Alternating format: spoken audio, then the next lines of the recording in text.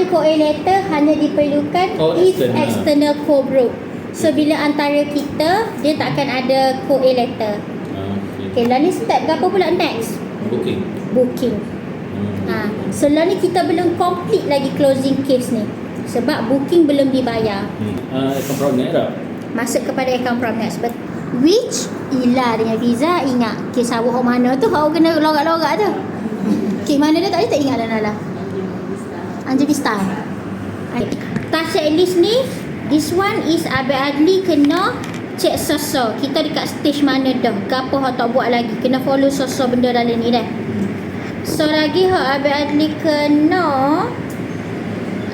take note adalah dalam rental SOP tu, dalam guideline search rental SOP.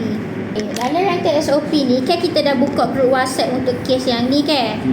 Dalam ni dah explain dah apa situasi yang membolehkan kita bayar kepada owner direct, apa due diligence yang kita kena buat untuk check ownership document.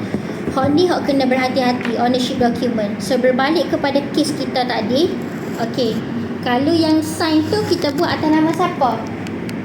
Maintenance statement ni kita adalah salah satu dokumen hak milik yang kita akan pakai untuk kes yang melibatkan apartmen. Okey. Tapi kalau rumah landed, kita gunakan apa? Geran. Yes, geran. Cukai pintu. Yes. Cukai pintu, cukai harta, cukai MPKB samalah.